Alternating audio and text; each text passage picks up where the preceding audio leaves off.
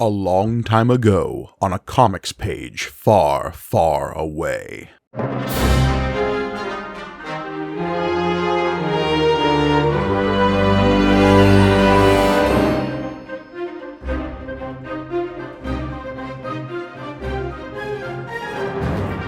Greetings and welcome to May the Panel Be With You, the Star Wars comic book show brought to you by the Punch Up Entertainment Network. I am Mike Gorgoni.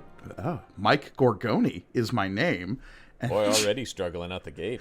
Joining me, as always, the millions of voice crying out in terror to my old man on a spaceship. It's John Campbell.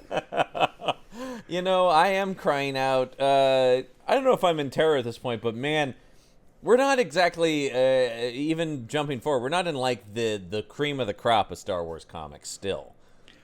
Look, just because we're covering a blatant cash grab doesn't mean we can't take our same analytical wit and charm to this book, John.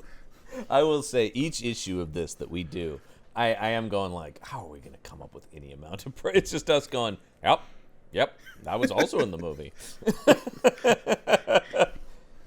That yes, was also what we're talking about. Yeah, we've jumped forward a little bit to 1977 or 1997 from 1977. Correct. We have jumped a whole 20 years in the future so that we may endeavor to cover the comic book adaptation of Star Wars: A New Hope, the special edition. Specifically, the comic book originally published by Dark Horse, but eventually reissued as the version we're reading it under the Marvel Comics logo. Love these republished issues of the things that are on Marvel Unlimited, where they have just jammed the Marvel logo where the Dark Horse logo used to be on the cover. They're like, nope, Marvel. Always Marvel. It was always Marvel. Don't you understand? Yes, we are covering issue number 2, which was published on January 8th, 1997. Written by Bruce Jones, pencils and inks by Eduardo Barreto, Al Williamson helping out with inks, James Sinclair on colors, and Steve Dutro on letters. Correct. We are back in the thick of it. If any of this sounds familiar, it's because we're covering one of the most iconic movies of all time, and this is the weird, janky, abridged version of it. Yeah, this is really... We talked about when we were doing the one from the 70s that it felt very slavish in a lot of ways to like, wow, do you have to include all that? This has the total opposite approach of everything is like a, then the guy, then they do the thing, from that movie you like. Right. Yeah. We talked about this a lot in the last episode of our coverage, and so I don't want to belabor that point. But yes, there is a lot of hand-waving of, the line is there, and your brain can fill in what's around it in terms of context, so they don't work too hard. No, there's a real, like, you've seen this movie like a million times, so we don't need to... But on that point, I want to get to the cover right away, because we've seen these movies a million times, John. We've read comic book adaptations. I've read the novelizations. I read the original novelization, yeah. Shouldn't have any surprises for us. So, pardon my surprise then, when I look at the front cover of this, and front and center, there is a character that I, Mike Gorgoni, do not recognize. I was so glad, because I'm like, I don't know that this has... You talking about this droid that's in the middle here? This droid right in the middle here next to Jabba. No idea. It doesn't even look like any droid I've seen in Star Wars. It's like vaguely battle droidy, I guess, and it's got... It's like a battle droid got merged with IG-88, like... Yeah, but its like head is weird and elongated, and it's got this like strange rib cage thing that's a little bit like Grievous, I guess. But again, this is from 1997. This predates all of the prequels. Yeah, exactly. So that's where I don't quite understand. The other thing is, because this is all this connecting cover thing, because the 4 issues made one thing though. Mm-hmm. Weird though that it's like Jabba and Boba Fett and Greedo are here, even though they were in the last issue. Yeah, and like I think a lot of the like characters standing there that frame Boba Fett's helmet down in the bottom left corner, those are like the other mercenary type characters that are in the re-added scene with Jabba the Hutt and Han Solo, and Which never had Boba Fett. That was a total creation of the special edition, of course. correct. So I'm gonna keep talking a little bit. I'm gonna go back into that first issue and see in that added scene if there's robots in the background somewhere, and I just if notice. this guy's in there, yeah. Once again, this is. I will say, I do love the Dr. Ball representation on this cover, though. The fact that he made any cover. Yeah. That droid went through all those years of medical school, learned all that stuff about how to attach hypodermic needles and scissors to his robot form. And I'm just glad he's finally getting represented. Yeah, good for Dr. Ball. Okay, I'm not on what you're watching on YouTube, but on my phone here, I'm looking at the comic. Ooh, so really good podcasting. It's a 2-screen experience for us. 2-screen experience, right? So the scene they re-added back to A New Hope that was cut from the original movie that they added for the special edition is, to remind our listeners, Jabba the Hutt confronting Han Solo in the near the Millennium Falcon before they leave Tatooine. And the boogie. it's an awkward scene that they had to completely remaster because the actor they had playing Jabba the Hutt would later be turned into a giant puppet in Return of the Jedi. Well, they had to completely do that, and for no reason, because that scene serves absolutely no purpose and should be cut by any objective of story pacing. Right, and it actually kind of downplays how dangerous Jabba the Hutt is when Han blatantly steps on his tail. Anyway. Yeah, it's a mess. Looking at the frames as presented in the comic book adaptation, we see some scum and villainy accompanying Jabba the Hutt in this sequence, including only one panel with Boba Fett standing there. In the other 3 panels in which we see other mercenaries, none of them are this robot. Jeez. So what is this? Just, by the way, this is Dave Dorman who did the cover art here. This is just some creative license on his part to go, I just want to add my own little thing to the Star Wars universe. This is Mecro the Star Killer, a character of his own invention that he is inserting into this cover in hopes that he will get his own spin-off series. Fingers crossed. We're still waiting. Dark Horse. So, yeah, no idea. Again, like you said, this is part of a larger collage. So you got 1/4 of the Death Star in the bottom left corner. So this is the top of the portrait that would eventually be formed here. Which is a cool idea, and as we talked about on the last episode, very indicative of comics of this era. The comics as collecting thing, right? Right. All right, let's open this up. Moving on, we get our awesome Star Wars timeline. We talked at length last episode about how this comprises what we knew as the history of Star Wars back in the late 90s. We poured over this thing. We had no choice. Right. We get our credits here, and moving on, I love that Disney now has a logo in the bottom of this issue here on this first page. That wasn't there before. Oh well. Nope. Moving on. Too bad. We start with the Death Star near the planet Alderaan. I'm sure nothing bad will happen. No, I was real worried though about this whole thing. So much tension in reading this. We've got so we go to the Death Star control room. I will say the one point is I think the art across the board is pretty good in this. It is what we consistently malign about comics back in the 70s, depending on the artist, is it is consistent. Yes. Now, I agree. Its quality, I would say, I think this is a pretty lazy Tarkin. And, Yes. Weirdly, Leia looks okay. Weirdly, the 70s book had a better Cushing likeness. Yeah. Here he just sort of looks like old man. They kind of do some of the, but man, they're not going enough on those cheekbones. They're there a little bit, but the cheekbones were everything on Cushing. Mm-hmm. This is really not capturing how gaunt that man was. No, it also shows him wearing shoes, which famously Cushing was wearing slippers during this whole scene. And he brought that up at every fucking convention Q&A thing. I wore slippers because I was more comfortable than those. Mm-hmm. By the way, Cushing, for those who listen to Campbell and Jones Meet the Monsters, we're huge Peter Cushing fans over there. Of course. And also, we talk a lot about how he was a huge nerd himself and spent a lot of time loving genre stuff. So that guy was the real deal. Like so I'm 100%. sure he was psyched to be in a space movie. I mean, him and Christopher Lee both. Those are like the two pillars of like early nerds becoming like part of the genre they Guys love. who it wasn't like, we are actors who have to. This is like, no, we are psyched to be making sci-fi and horror. This is what we want to do with our lives. Yeah. Obviously, Christopher Lee like had his resurgence when we got Saruman and Count And Dooku. Dooku. I mean, they both end up in Star Wars, Cushing and Lee, which is pretty cool. Yeah. Admittedly, decades apart. Decades apart, it's a bummer they never got to do it together because they were great friends and frequent co-stars. Total sidetrack, but I do want to get your take on this. If Peter Cushing had survived, where would you cast him in Lord of the Rings if you had to replace somebody with Peter Cushing? Ooh, that's a good question. Oh, man. Because my first instinct is Denethor Okay, yeah.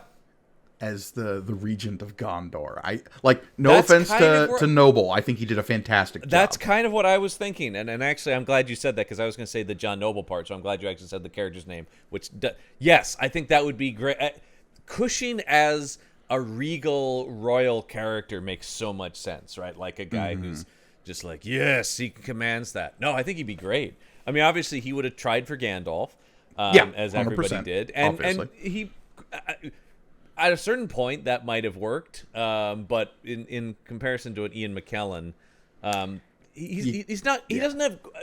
Cushing was more gentlemanly than he was like, "You shall not pass." That was more the Lee side of it. He was the Right. Van Helsing to the Dracula sort of thing, right?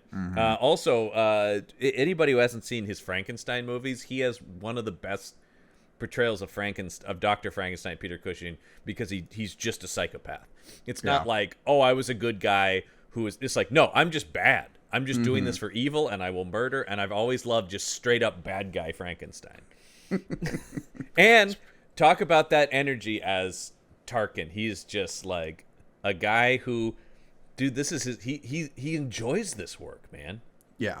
No. And again, don't want to belabor this point, but this is another scene where we have a lot of iconic lines that are given zero gravity. They're just jammed into the middle of a speech bubble somewhere. It has my favorite Cushing line in it, which co-host of Campbell and Jones Meet the Monsters, I do the impression of is charming to the last. And the whole, like, you may fire when ready, like, that's just jammed to the end of a speech bubble.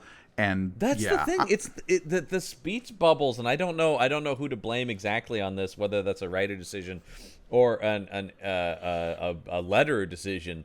But the idea that these aren't broken up to be spoken in the way because we can all hear this scene in our head. So the idea that you're just jamming some of these lines when they should be broken up, where it's like this, that the whole like you can fire when ready should be its own bubble. Like, that should be a separate thought. And it's in a modern comic book writers reinterpretation, think about, I don't know. Whether or not that's the writing or the lettering or I don't just know, like... Because this is a book published by Dark Horse, there are certain, like, assumptions I can't make about the process. Like, there's the famous Marvel style of, like, okay, you have the art, the script, and then the art laid down. And then, like, that was obviously starting to break down a little bit by this point, especially over at Marvel. Once you had, like, auteurs like Lee and, like, some of those other guys eventually the Image guys that would take over the scene in, like, the early 90s. Yeah, Frank Miller and stuff when he was doing Daredevil as well. Yeah. But yeah, no, there's no question. You talk about the cash grab of it, and I think there is some of that feeling to it. This is not like sloppily done, but it does feel a little hurried. This doesn't feel thoughtful in how it's created. The word I kept coming back to is perfunctory. It is. Yes. This is a Star Wars comic book. You know that. I know that. There's everything here that you could call a Star Wars comic book, and no one could argue that it isn't a Star Wars comic book. Yeah, there's nothing like when we were doing the 70s book where we can really harp on it. Everything is baseline professional, but it's also soulless. I kind of miss how weird the 70s one was. I mean, speak of a big difference in comparison. This next page where we have the firing activation sequence, we have the laser, we have Alderaan blowing up, and that has become so iconic that you couldn't not do it in a comic book now. Whereas in the 70s comic, they didn't have any of this. They just had a big splash page with a big psychedelic explosion. Yeah. Although I gotta say the him giving the command while like mid turn and it is a weird thing for Tarkin in this first panel. Yeah, He's like saying this over his shoulder. It almost feels like they're like it feels like a bad comic book artist impulse to be like, oh, everybody's just kind of standing around talking in this scene. Let me give it a little movement, but it's so unmotivated. Yeah, the other weird Where's he going? Movement on this page is like the downward angle that the laser out of the Death Star fires seems odd to me. That it curves once it reaches its point. Really? Oh, hey, before we blow up Alderaan, bring the Death Star in a little high so we can shoot down at it. That'll be pretty rad. Sir, I don't think the firing array can do that. Oh, I said it's gonna be pretty rad, sir. This is the Death Star equivalent of holding your gun sideways. Tell me, Lieutenant, have you ever heard of Orson Krennic?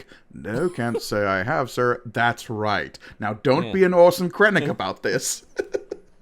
I want a poster in Tarkin's office that says, "Don't be an Orson Krennic." You don't know what happened to that guy, am I right? Ugh. I love the character of Krennic because I love that he's middle management. So next page, speak about things that just like get jammed all into one sequence. We have the whole training montage, space chess, and Han saying he doesn't believe in the Force all on the same page. And Obi-Wan going, millions of voices cried out in terror and were suddenly silenced. Oh no, he just had a bad migraine this day, right? Oh God. Like, because once again, I mean, and I know it's a comic book, but in the movie, Alec Guinness, when he does like a whole, like he has to sit down. He's like, oh my God, like he really feels it. Here it does just so he's like, ooh, I think that was millions of people dying. That brain freeze. Need to lay off on the margaritas. Yeah, and these frozen margaritas are a little cold. It has that. I mean, both the thing where he's in the background. Also, these poses on Luke with a lightsaber are so weird. He reminds me of Star Wars Kid, the guy who got really famous early in the internet for swinging around with a lightsaber, and everyone was sort of making fun of him. It's like a weird cautionary tale on the internet, and that's what these poses remind me of. Luke is kind of the opposite of this in the movie. He's actually a little hesitant with the lightsaber. This makes it seem like Luke is going, hey, what's going on, everyone? Wow!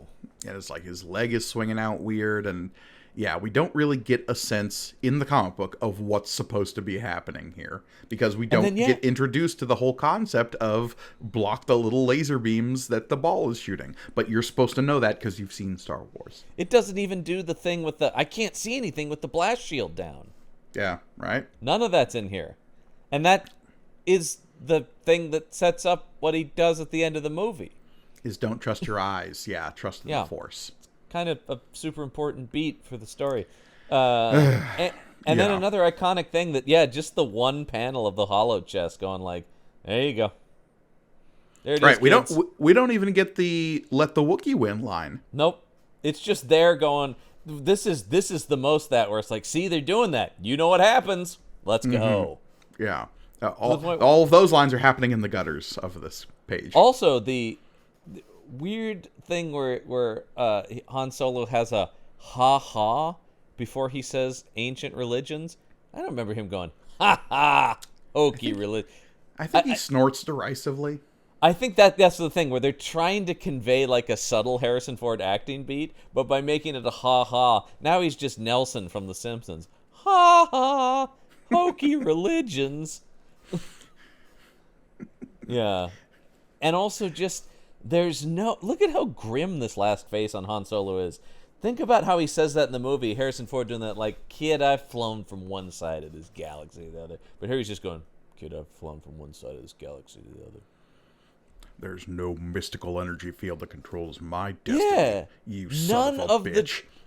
Yeah, Han's so grim here. There's none of the charm that makes him such a beloved character. Because it's not like he's not sitting here going like, "Fuck the Force," man. He just goes like, "Oh, you guys believe that? Lame, right?" Yeah. Like it's just he's supposed to be cool here. They make him smug. I mean, he is a little smug, but he's supposed to just be like, "Been there, done that" kind of thing. It's just weird choices. Yeah, and again, it's all jammed down into one page so that we can, like, very quickly on the next page get to, we've gotten to Alderaan. Wait, there's no Alderaan. And just we get this quick little flat jump back to the Death Star with this guy reporting that there's nothing on Dantooine. Right. She lied to us? How could Princess Leia, famed rebel leader, lie to us, the Imperial Navy? She lied to us. Yeah, I do like the she lied. She lied to us. Us. But Vader's face is so trustworthy. That's your face, Look right, at this. Vader? Look at this guy. Look at this guy. Is he a robot? Is he a guy in a suit? Nobody knows right now. And back to Vader's pink dialogue bubbles. Yeah, I don't know what's up with those. We're just going to have to accept them and move on. Yeah. I have some bubble gum in my mouth that I was Terminator immediately. Yeah, they end up on Alderaan. Weird. This book doesn't do a lot of heavy shadows, but for this one panel does this heavy shading on Han's face. There's a guest inker, Mike Mignola, showed up for one panel. It does. It looks like they just had Mignola draw Han Solo. And then it's right back to him looking normal in the next panel. Weird choice. You watch. It was the penciler, like, really fucked up his eyes, so they had to cover it by, like, really deeply shadowing his face. Also, we're both big Muppets fans, so I love that they had Beaker do these sound effects for the alarm on the meep, meep, meep. Oh, I would love it if... First off, Disney, you are wasting an opportunity to have a Muppet version of Star Wars. Insane. You own both things. That's it's like, do you guys like money? Yeah. That's just make it rain all day long. Well, you and I would devote our fucking lives to Muppet Star Wars if they did that. That would be my new religion. It is just like, man, two of the things I've loved the most my whole life together at last. Okay, I'm sorry. Another really, like, fast deviation because, like, we're not really talking about much in this book. Like I said, Dude, it's there's just like a bridge 20 version minutes New of Hope. content in this comic, so go for it. Which Muppets are which characters in Star Wars? Oh, okay, all right. And Well, who is the human? Because, like, I have a pitch for who the human character is. Because I feel like the obvious Kermit the Frog to Luke Skywalker, right? Sure, yeah, absolutely. He's your hero. Miss Piggy is Princess Leia, obviously. Yep, is 100%. a given. In that case, shouldn't Kermit be Han Solo? Oh, yeah, you're kind of right. I mean, Fozzie Bear as Chewbacca is the easiest, right? Yeah, 100%. Because I think that makes Gonzo and Rizzo are 3PO and R2. And R2, yep, 100%, Yeah. absolutely. Is the human character Obi-Wan? No. I think Okay. Obi-Wan is like Dr. Teeth or somebody. I was going to say maybe Sam Eagle. Sam Eagle as Obi-Wan would be pretty good. Yeah. Yoda still remains Yoda in the second. Yoda is just Yoda. Same Yep. puppet. Yep. Frank Oz is already here, so go for it. Yeah. Maybe Luke is what's his name? Who's Kermit's assistant on the show? Scooter? Scooter is Luke. Yeah. That could work. Darth Vader is the human. You don't change Darth Vader a lick. Darth Vader is just Darth Vader. Yes, yeah, that works. Alternatively, maybe Sam Eagle is Tarkin. Sam Eagle He's is got Tarkin. sort of that. Yeah, he's got that Yeah. sort of button up. Oh, and when we get to the Emperor, it's collectively two Emperors, and it's Statler and Waldorf. Yeah, 100%. Like the Marley brothers. Now it's just there's just two Emperors, and it's both of them. Rolf is Lando. Rolf is Lando. Yeah, 100%. This is what I'm talking about. Look, that took us 5 minutes. Disney. It's right there, man. It's right there. Yeah. I don't know. There's a Disney Plus special for you. My God. By the way, make more of those. I really like that Haunted Mansion one they did with the Muppets recently. That was so good. Yeah. Yeah, just do more of that. I just need more Muppets in my life. Okay, back to the comic. Yeah, Now I'm just going to think about Beaker being inside the... Beaker's eventually L3. we cut to the next page. We have like, oh, it's a short range fighter. Oh, where did it go? Oh, it's going to a moon. That's no moon. Yeah, that's no moon. That's no moon. It's a space station. Turn the ship around. All one dialogue box. That's no moon. It's a space station. Turn that ship around. What?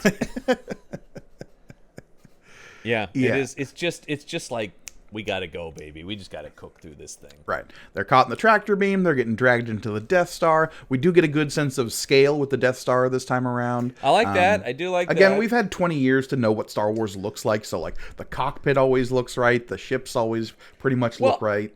Yes, the detail. There's much more detailing in it. There's much more understanding of that. Once again, on whole, the art is quote unquote more professional, more polished. Not necessarily great comic book work in general. But like, yeah, I can't like. It's like a B-. You know, You're like, yeah, they're doing it. So we get the Millennium Falcon getting drawn into the Death Star. We've got Vader rolling up, being like, "Hey, what's going on here? Oh, this is the ship that blasted out of Mos Eisley. Hey, no I one's just aboard." want to hear Vader go, "Hey, what's going on here, everybody?" Sup, y'all? Something. Yeah. Once again, here's another opportunity for 2 dialogue bubbles. I sense something. They put an ellipses. Interesting choice. A presence I've not felt since. And again, you've seen the movie, you know how it's supposed to sound. You just insert it in your head, but in a better comic book adaptation, they would give those each their own little dialogue bubble linked together with a strand, right? Yeah, absolutely. That just gives it more like it's 2 separate emotional beats. Bump, bump, you know? All right, so now they're hidden in the compartments. Boy, it's lucky he had these compartments. I use them for smuggling. Does he say that in the movie? I use them for smuggling. I never thought I'd be smuggling myself, is his line in the movie. Oh, yeah, that's a better line. They took that out. Yeah. Now it sounds like it's just like Han Solo. If you didn't know he's a smuggler, he says, "Don't worry, guys, I use them for smuggling." Yeah. Now it's just a statement of fact. Yeah. So they're... we do get the proper Obi-Wan line here of who's the more foolish, the fool or the fool who follows him. Great classic Obi-Wan line. All of the whole like tricking the Imperial guys into getting into their little break room, control room, is jammed into like 2 panels here. Man, we were just having coffee in here. Yeah, I do like the idea that like some of the municipal guys are just having the worst day as these 2 assholes and their Wookiee friend are just blatantly killing people and like wandering through the station, falling into garbage chutes. I'm just trying to get through my reports for the day. I think, we got to fill this shit out and make quota or whatever on the thing. And these people are really fucking things up for us. Vader said we had to scan every inch of that ship. Do you know how long that's going to take? Ugh. Well, that's the thing, actually, the SNL, the Matt the Radar Technician stuff, aside from the funny Adam Driver stuff. But that is what a lot of those guys are doing, just the day-to-day, like they're in the mess hall and stuff like that, going like, "Oh, man, you hear about this shit? I gotta tell you, it's a nightmare." Yeah, and it's the thing I like about Krennic, once again, too, like middle management of the Empire. Like somebody's just putting in those TPS reports. Well, and that's why one of the antagonists in Andor is so effective. Yes. The ISB agent. She's the one running down like reports and percentages of like space traffic in certain sectors. There's discrepancy between here and here. Yeah. Yeah. It's the most dangerous bureaucrat in the galaxy.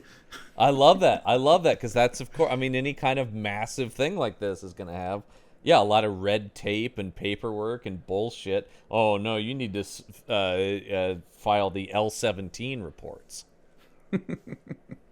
I mean, hell, the whole back half of that season with the whole prison stuff is just like, no, we've percentage-wise increased the number of years any Imperial prisoner is staying in prison, and it creates this enormous ripple effect across the galaxy. Mm-hmm.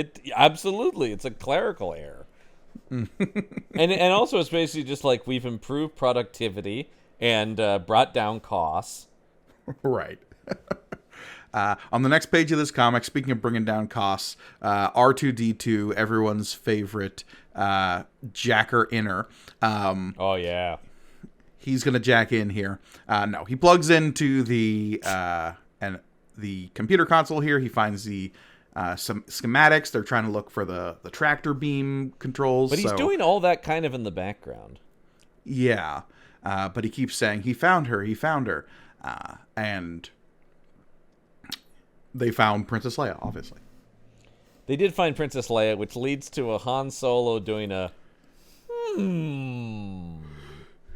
Yeah, I don't know. I can imagine quite a bit. Which is also a great line that you really need to hear the Harrison Ford. I can imagine quite a bit, you know. Mm-hmm. And also another weird choice, though, this foreground Chewbacca. Why? Just, Chewbacca's there. Don't forget about Chewie. But he's the focus of it. You're like, why is Chewie hearing this important to us? I'm always into the visual language of the stuff where it's like, for some reason, we're focusing on Chewbacca while those two are having that conversation. Like, he's like, Well, Chewie's listening in and going, I see, the princess is in danger. Now it is time for Chewie's noble actions to take flight. Now it's Chewie's time. All right, let's go to the next page. We totally miss on the beat of, like, hey, where are those binders? Don't worry, Chewie. I think I know what he's doing None here. of that. Yeah, forget all the Han Solo and Chewbacca bonding. That shit's not important. Yeah. No, instead we skip straight to the everything's fine here beat from Han in the detention level. We get the whole action sequence there when they're taking over the detention level is boiled down to 2 panels. 2 panels, and once again, just look at facial expressions. None of the lightheartedness of what he's saying. You wouldn't know this is funny if you hadn't seen the movie. Mm-hmm. His face you wouldn't is so get any of the expression on his face of like wincing or the like trying, even though he's not face to face with the people he's talking to, still trying to affect the customer service voice, right? Absolutely. And did they cut out my favorite line, which is everything's fine here. How are you? That's gone. Yeah, it is. And situation normal. You don't get where you just go. He's even doing like a voice in the movie. He's going like, situation normal. And the boring conversation anyway. It's all just, it's like, yeah, all this is happening in the movie, but you're missing the nuance of. I know you can't hear it but it's a page. But how about you give him an expression? He's got the same fucking look on his face in all 3 of these panels.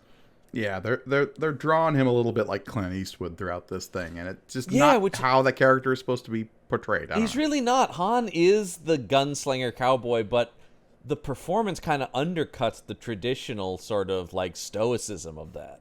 Mm-hmm. But yeah, and then he fires at the console. We're gonna have company. Luke goes in. We lose the line of "Aren't you a little short for a stormtrooper?" I mean that is consistently throughout any kind of humorous character line. Out of here. Get it out of here.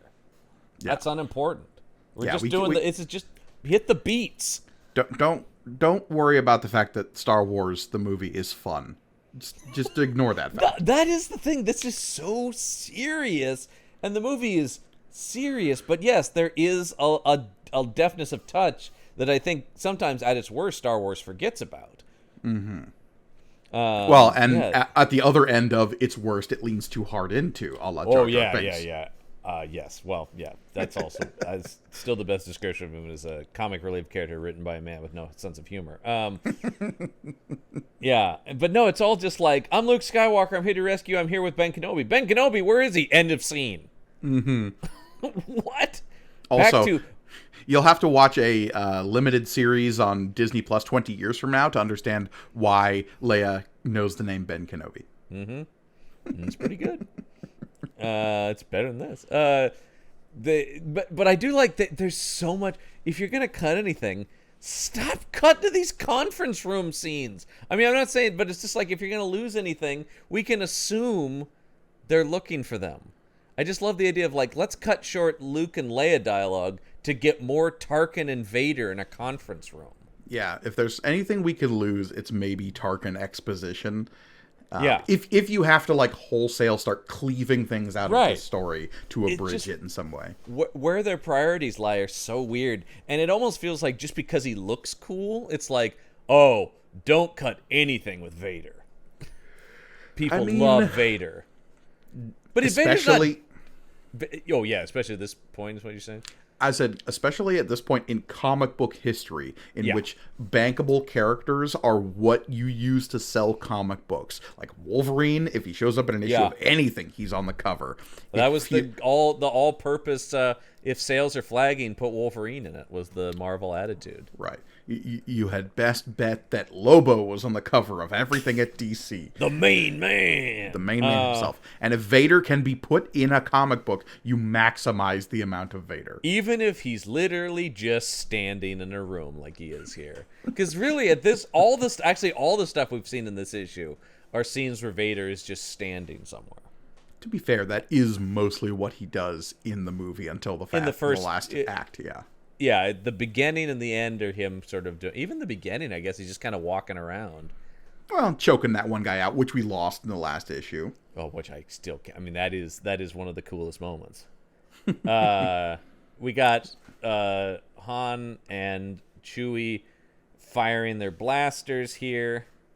We do get the Leia line, this is some rescue, and them getting cornered in the detention block. Leia on the next page, seizing control, grabbing a gun from Luke. The only way it is shown that she has actually taken the gun from Luke is a little squiggly line drawn on the page where Luke's hand is now empty, she now has the blaster, and there is just a single little swoopy line to imply that is the movement of the gun.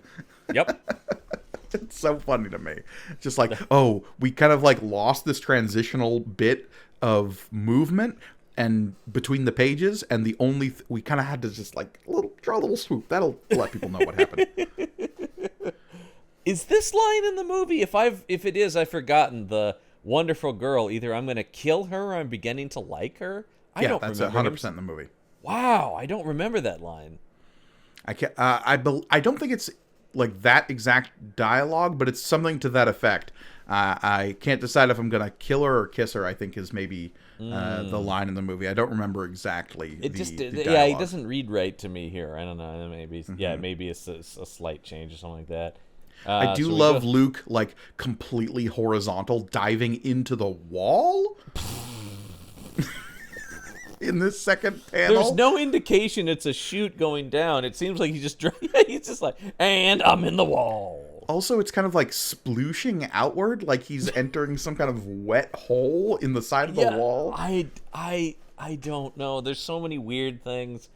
And again, at this point, we've had 20 years to know exactly what this scene looks like. You could literally pull it up on a TV at this point on VHS. I think DVDs weren't quite here yet. Not quite yet. Just about to come in, yeah. But you could very easily have a copy of this on VHS and pause it at any of these scenes and literally trace or like copy and use a frame of reference for the literal frame of the film itself was not out of the realm of possibility. I mean, if you're already going to be this lazy, like with the writing, you might as well get that lazy with the art. Instead, you're doing, this is embarrassing. Yeah. So, and then they're going down. Luke leaps into his wet hole. And Han end up just down the trash appears, of compactor. course. Yeah, he's fallen down there. I like this Leia reaction of like, nah, could be worse. I don't know what to tell you. We hear the moan down at the bottom of that. The ominous moan. Which leads Han to say, it's worse. Mm-hmm. And also, this water has this real green toxic look that it doesn't really have in the movie. I mean, the movie actually it's just garbage water, which is grosser to me. Of course, in this adaptation, we've replaced the Dianoga with the Toxic Avenger, so it makes sense. This does. Oh no, it's Toxie. Just a mop comes out instead of the eyeball, swivels around, and then dips back down into the green muck. So Luke gets pulled under. Han is shooting down at it. We get a rumble. Yeah, on the next page, we get to the Rumble. That's when the Dianoga, guess I know that thing's name, releases Luke. Just assume, yeah. It releases him, and hey, what's this? Now, uh-oh, it's compacting. Something I love is, so recently, I mean, spoilers for, I guess, the Book of Boba Fett, if anyone cares about that. But I feel like you would have watched it by now, yeah. Yeah, a third of the Book of Boba Fett is like season 2.5 of The Mandalorian, and so he gets his new spaceship about like midway through that season of Book of Boba Fett. And one of my favorite like low-key Easter eggs in that show is the larger Easter egg is, oh, his new ship is an N1 Naboo starfighter from episode 1. Rad. It looks so cool. God damn, I always love that design. I love that that's sort of been resurrected. But the like even more low-key Easter egg in that scene when they're putting that ship together is, I forget what the actual part is called, but they need to get it from some Jawas, and it is this bar they use to brace the trash compactor in this scene is the part they need for the starfighter. I just thought that was like, oh, that's a prop I recognize because I've seen Han Solo lift it up to try to brace the trash compactor every single time. The Disney Plus shows have been really good about that, where it's like, oh, it's fan service Easter eggs, but more like, oh, this would just be a thing that exists in this world. There's a purpose to this stuff. I really enjoy that. It just contextualizes things we've seen, whereas nobody fucking thought about that here. It was just get a weird metal pole. No, and I'm sure there was like a bunch of guys in the props department getting the trash bits of everything they'd built thus far, gluing them together and throwing them in a wet hole. Mm-hmm. And it worked. It really did. Yeah, we get them slowly getting squeezed. They're like calling for 3PO, shut down all the trash compactors. 3PO doing his little panic thing on the next page, though that's all like jammed down into 3 panels, and then they're fine. So losing all dramatic tension for this scene. Also, I don't remember this being as romantic a moment between Han and Leia as it is here. Yeah. It's like this is them knowing where things are going. Sure, and I'll take this like retroactive continuity of them beginning some kind of relationship over the like full-on make-out that Luke and Leia have in the 70s version. Yeah, Jesus, they really... Look, some tongue for luck is definitely what Leia was saying. Yeah, all of a sudden it's like, guys, I know we know in retrospect that isn't the case, but you guys sex this up even by just what you're looking at here. In the movie, it is a kiss on the cheek. Yeah, exactly. And in that, they were like, oh, come here. So we got Ben Kenobi shutting down the what does he shoot? The tractor beam, right? Yeah, he's got to shut down a couple of different switches to turn off the tractor beam, which requires him to go into the vast power generator trench.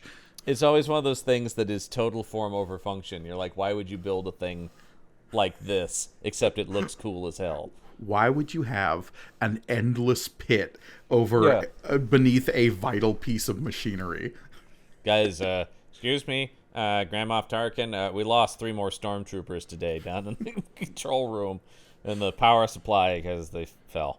Yeah, cost of doing business. Yeah, whatever. It looks cool as hell. Emperor Palpatine, we're designing your throne room for the second Death Star. We have these 2 pits here next to the elevator that just kind of careen off into the infinite void. Exactly. You're cool with what that, I right? asked for. Okay, we thought so. We just wanted to make sure and ask. Yes, I specifically said I wanted those. Yes. All right, so we've got everybody. They're out of the trash. Everybody's back in their costumes. It's such a... That actually is one of the beats in the movie that I always have like a little bit of problems that I have to like get over. It's just like, wait, were they wearing that underneath the stormtrooper armor? It's a very comic book thing where it's like, no, we need to get back in our uniforms, right? We need to get back in our recognizable hero costumes. It's like, I think if as a Marvel comic, they should have been wearing a trench coat and fedora. They'd have been unrecognizable. Yes. Oh, yeah. Nobody ever recognizes Ben Grimm when he's I was going to say, around. If it works for the blue-eyed ever-loving thing or Godzilla, it'll work for anyone. That is still, we've talked about that, maybe one of the greatest panels in the history of comics. Yes, Marvel Comics also used to publish a Godzilla comic. And at one point he gets shrunk down while being hunted by S.H.I.E.L.D. And Dum Dum Dugan points at a clearly Godzilla in a trench coat and fedora going, "That's Godzilla!" And he's giving a like, uh-oh! It's the fuzz! So we get what is kind of flirty banter in the movie. Look, your worshipfulness, with just absolutely no expressions on their faces. Nothing. Also, not to be like a super grammar nerd about this, but like, as written on the page, it says, "Look, comma, your worshipfulness, comma. Let's get one thing straight, period. I take orders from just one person, ellipses, me." Yeah, that is weird. Yeah. That is weird. Because I think it should be, "Look, your worshipfulness," no comma there, comma, "let's just get one thing straight, comma. I take orders from just one person," maybe semicolon, me. I don't know. The period is very strange after the "let's get one thing straight." That is not the end of a sentence. Yeah, I don't know. Anyway, that's just me getting like a little like, your use of the Oxford comma is untraditional. Well, as Vampire Weekend taught us, though, who gives a fuck about an Oxford comma? This day and age, you're more right than you know. So will someone get this big walking carpet out of my way? That's classic Leia, but once again, drawn. Yeah. And again, like this Han moment of no reward is worth this. The expression on his face is so important for that line. Yeah. No reward is worth it. I mean, everybody here, you might as well just go, "Somebody get this big walking carpet out of my way." Hey, no reward is worth this. I mean, that's what it looks like based on the expressions on their faces. That's the big flaw of this artist. He is not good with the expressions at all. Mm-hmm. I do love in this bottom right panel here, sneaking Obi-Wan, though. Yeah. You just want to hear the dun, dun, dun, it does. dun, dun, that little dun, dun. That little hand out on the thing where he's like, "Ooh, careful now." Careful, just a little tiptoe step. Obi-Wan's going to be very quiet now. Shh. It's like you want him to turn to the camera and go, "Shh, don't. We're gonna go." Yeah, that's right. All right. Also, yeah, the whole "what was that" like force trick thing he does in these stormtroopers. It's really tough to pull that off in the comic book because it's so reliant on like framing like 3 specific beats as well as a sound effect that kind of makes it clear what's happening. And in here, just them turning at "what was that" to nothing. Yeah. They're both very drunk. Well, what else are you going to do on the Death Star? Yeah, man. We get them running around the corridors. Yeah. Han and Chewie split up from Luke and Leia, so Han goes off to go shoot at some stormtroopers. Meanwhile, Luke and Leia find themselves at yet another vast, deeping pit as they reach the bridge of Khazad-dûm. So many on this Death Star here. I do like, so we get, they're shooting. He blasts the door. He shoots the guy. I love on the next thing when he shoots the guy, the insert of a panel of the guy falling is pretty great. The stormtrooper taking a header is pretty awesome. Oh yeah, on the next page, Leia shoots the door, locks them in. They're in this chasm. They're shooting. Yeah, because I believe that's where the Wilhelm scream is in the movie. Yeah, I'm certain it is. Yeah, when that stormtrooper takes the header. Yeah. Could have used a word bubble on that. How would you write the Wilhelm scream? I don't know. Just give me an A-H-H-H-H-H-H-H-H. Ah! See, I think it's an E-E-E-H Y-A-A-A-H. Ah! Yeah. Yeah. It does that because it ramps up into a Yeah. Wilhelm scream. Just put a word about says Wilhelm scream. Just in brackets. Yeah. Translated from Wilhelm scream. Yeah. Luke throws his grappling hook. And we get the "for luck" kiss, which is very fine and platonic here. Yeah. It is. And Luke has no reaction to it. Look at that. I just want to comment on how Luke is holding this rope as they swing. Yep. What kind of weird-ass monkey grip is that? Reverse-handed, upside-down grip he's got on the rope? He's holding it normally in the panel where she kisses him. But then for some reason he swung his hand around and gripped, upside down. Without his thumb. Notice Without the rope like comes out from between his fingers there. Oh my god. So strange. That's bad. That's And really I bad. get it. Hands are hard to draw. They're one of the worst things besides Hands horses. and feet. Yeah, horses, yeah. But Horses, there they go. their heads are just too big. But yeah, they swing away. I'm interested that we've noticed before in the previous issue that this comic will go out of its way to feature stuff that was added in the special edition, and they don't do the thing with Han here. They don't? Because in the special edition, they add a sequence in which Han runs into a lot more stormtroopers all of a sudden. Which is actually one of the things I like that they added. It's actually a really good beat, I think. The door opens up and there's a whole hangar full of stormtroopers that turn and look at him. Yeah. Instead, it's just sort of this, like, it just looks like it's all part of this chase with him and Chewie and the door.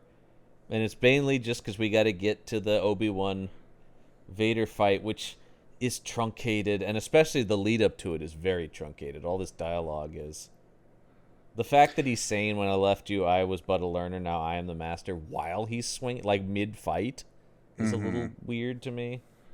And the fact that they're like mid-clash while Obi-Wan is saying, "You can't win, Darth. If you strike me down, I shall become more powerful than you can possibly imagine." Yeah, it's not giving you the beats of the scene, which is like clash, clash, dialogue, clash, clash, dialogue. Like, it's sort of like these beats in this thing of these guys fighting and conversing. Here's a question I have for you. Here's a question I have for you. We've complained some about the 70s rendition of what lightsabers look like color aside, but just like in terms of the visuals of how do you represent a lightsaber graphically. What do you think of this interpretation where it's like they get bigger near the hilt and then they kind of taper off to a point? I'm not nuts about these either because it looks like fire coming out of them, which is not. Nobody's capturing the beam of it, which I think there's the whole idea of it's a civilized weapon, right? So even though it's energy, making it like look at that Vader. It looks like he's holding a flaming sword. Yeah. No, and this is actually, I don't know, this was actually kind of comforting to me because this is how I've seen lightsabers depicted in a ton of Star Wars comics, because within the Dark Horse era of Star Wars comics, this is a very common visual shorthand for the lightsaber. Sure. And with their aruns and sprow sounds. Sprow. Yeah, that tracks to me. I guess. All right. So but yeah, on the next page, we get Han and Luke and Leia and Chewie all meeting back up together. And we just hope that old man has taken out the tractor beam, Han says, in a dour graveyard grimace. Han is the least fun character in this book. It's so weird. It loses everything about the appeal of this character.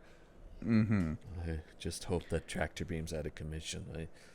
I don't know what we're going to do if it's not.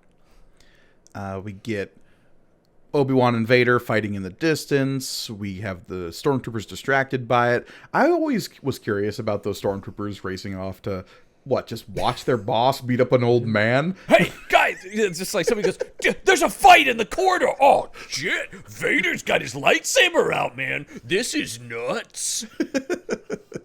Out of nowhere, it's Obi-Wan with a lightsaber! It's just got the WWE red. Here comes Obi-Wan Kenobi! Oh, he's got a metal folding chair! Off the top of the cage, it's Obi-Wan Kenobi! In my lifetime, I have never seen. This is absolutely wild.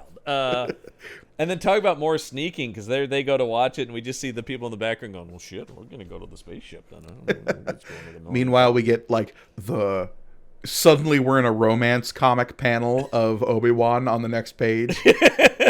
Oh, that Luke. He glances off towards Luke, and then he has this beatific moment as Vader strikes him down. So odd to me that we get the Vader striking down Obi-Wan at a wide shot from the point of view of the crew getting back onto the Falcon. And Luke's no is in a wide shot, is in the same wide shot behind him, so you don't get any of his facial expression going, no! Yeah, it's odd. And for one panel, evil 3PO. What is that shadow with just the gold eyes glowing? He looks That's not so 3PO. sinister. They got 000. They only think I'm 3PO. You also don't get the beat of him with his foot going, "Hey, where'd his body go?" Instead, he seems to be going, "Over there!" Well, with we the do get the lightsaber. beat on the bottom of the page here. I guess, yeah, that's right. They just do it over there. But instead, it's like his immediate concern is shoot Kill that those teenagers. kid! Yeah. Get these blasted teenagers out of here before they ruin my scheme or I'm pretending to be a ghost! Old They're man shooting. Vader, we should have known. We get the Run, Luke, Run, which once again, the ghostly font, you only know this is Obi-Wan's voice if you've seen the movie. Otherwise, that could be anybody saying Run, Luke, Run. Well, it's just the voice that he's hearing. Luke gets onto the ship. We got to get out of here. Hope that old man got the tractor beam out of commission, or this is going to be a real short trip. Okay, hit it. All in one dialogue box. And then a shroom to the end of part 2. There you go, folks. Weird breaking point kind of for this, actually. Yeah, I was going to ask what you think about this as the end of part... There are some clear, like, act breaks in Star Wars, right? Yeah. And I feel like the act break after the end of Act 2 in the movie is their escape from the Death Star, right? Yeah. And it ends after the dogfight? Yeah. Yeah. Which is going to be, obviously, the beginning of the next issue of this book. Right. But in terms of, like, a 3-act structure, I feel like Act 1 is all the stuff on Tatooine and getting onto the Millennium Falcon.